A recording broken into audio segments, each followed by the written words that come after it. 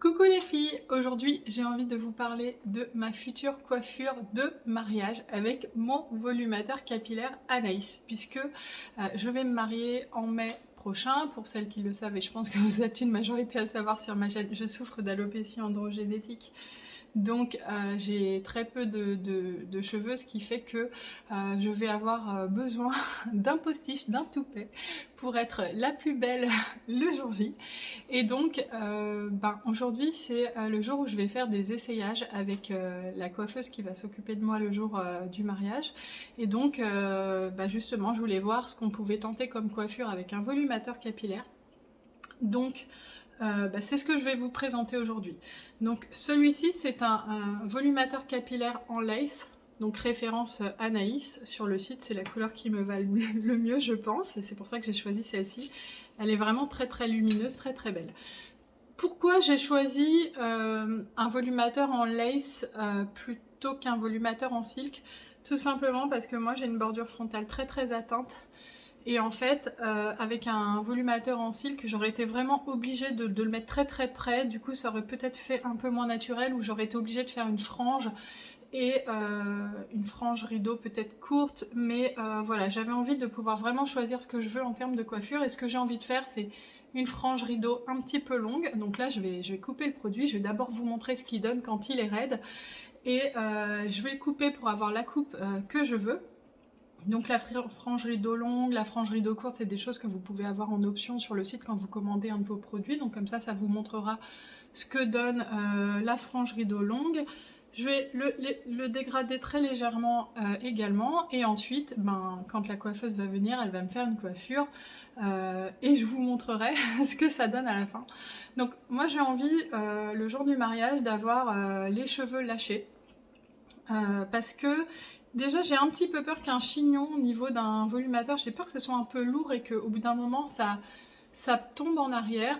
Je pense que c'est possible de le faire, mais c'est vrai que j'ai pas envie d'avoir ce stress là. Et c'est vrai que vu que là je vais quand même avoir des cheveux d'une densité qui sont magnifiques, je me dis autant éblouir un maximum tout le monde avec mes cheveux. Et donc je pense que l'option coupe lâchée peut être pas mal, donc j'ai envie de tenter ça, comme ça mes cheveux seront bien visibles. Et c'est vrai que c'est une victoire pour moi, parce que, enfin c'est une revanche plutôt, parce que c'est vrai que pendant des années, quand je savais que j'étais atteinte d'alopécie et que je me disais que mon conjoint n'avait toujours pas fait sa demande en mariage et que mon alopécie allait s'aggraver, je me disais je serais pas belle sur les photos en fait, parce que mon alopécie, si je me marie à 35 ans, 36 ans, et là c'est l'âge que je vais avoir, 36 ans, je pourrais pas avoir une jolie coiffure. Et effectivement, avec les cheveux que j'ai là, j'aurais jamais pu avoir une jolie coiffure. Et du coup, c'est ma revanche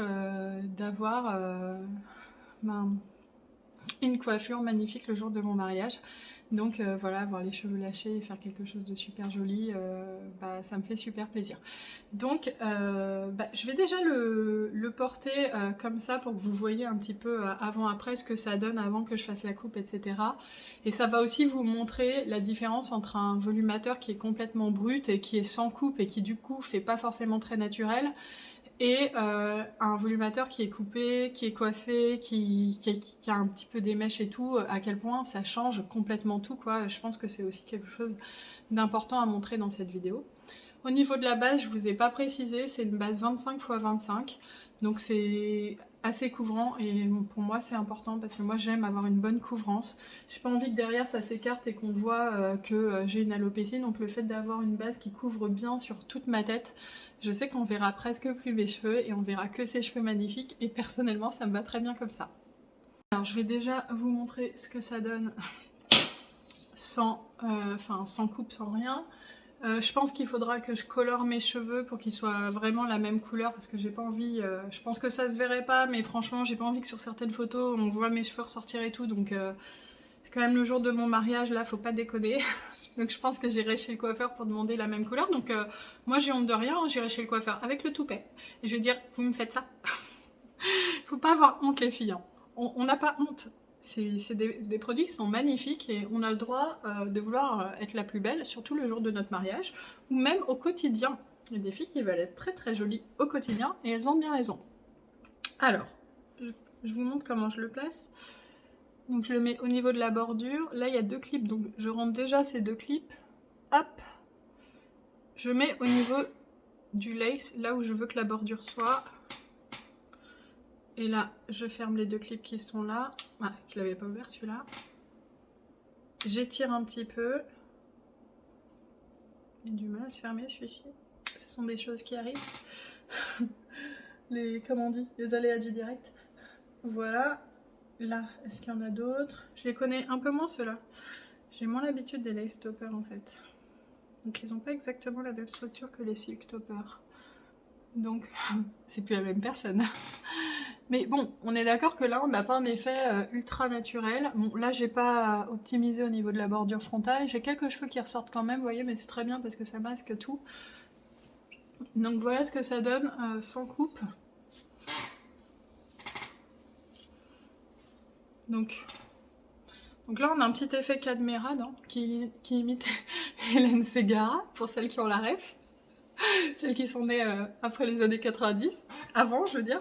Là évidemment, alors je dirais pas que ça se voit, que ça choque et tout, non, mais c'est vrai que moi même au quotidien, un volumateur comme ça, c'est pas choquant. Je pense qu'il y a des filles qui se coiffent comme ça, mais c'est vrai que moi j'aime bien casser un peu la symétrie, qu'il y ait un petit dégradé, une petite coupe, et c'est en ça que je vous explique toujours que la coupe est extrêmement importante. Et notamment, juste des fois de casser la symétrie en mettant l'arrêt sur le côté. Alors là, les cheveux n'ont pas pris le mouvement, il faudrait mettre un peu d'eau, mais je vais pas le faire parce qu'en fait, l'arrêt, je vais la couper en ayant la... Il faut que l'arrêt soit au milieu quand je coupe. Mais, vous voyez, ça compte énormément d'avoir un peu l'arrêt sur le côté ou au moins de casser la symétrie avec une petite coupe. Donc c'est important pour moi de vous montrer ça, que vous voyez, quand on essaye un volumateur, on a vite un peu cette tête-là. Et encore des fois avec le silk, ça peut être encore plus particulier parce que des fois, si vous la mettez trop en arrière, vous allez voir votre zone avec une alopécie. Donc il faut vraiment faire un travail où vous ressortez les cheveux et tout. C'est pas très compliqué, mais il y a un travail à faire sur un volumateur pour que le rendu soit naturel. Et là, ça va... Franchement, ça va, si je sors comme ça dans la rue, les gens ne vont se douter de rien. Mais moi, je vois que là, le résultat n'est pas optimisé. Mais c'était juste pour vous montrer ce que ça donne avant la coupe.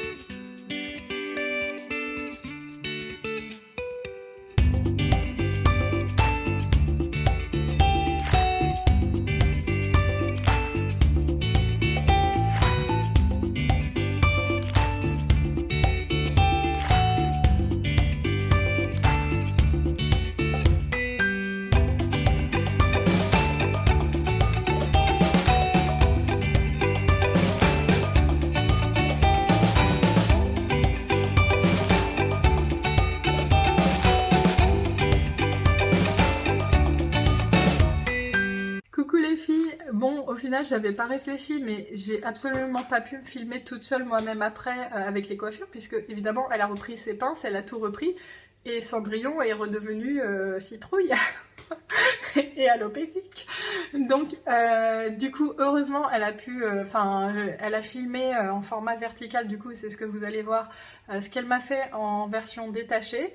Et elle m'a dit on va aussi faire un petit test chignon, comme ça tu me diras ce que t'en penses et ça te permettra de réfléchir sur ce que tu veux le jour J, parce que j'étais pas non plus hyper tranchée, mais c'est vrai que je partais sur des cheveux détachés et là voilà, je ne sais plus quoi faire, je suis en plein dilemme, je ne m'en sors plus, donc je compte sur vous et sur vos conseils pour me dire qu'est-ce que je fais le jour J, cheveux lâchés ou cheveux détachés, parce que là vraiment je sais pas. Bon, je vous laisse avec les 2 vidéos et si cette vidéo vous a plu, petit like, petit commentaire pour m'aider à choisir et je vous dis à bientôt pour une prochaine vidéo.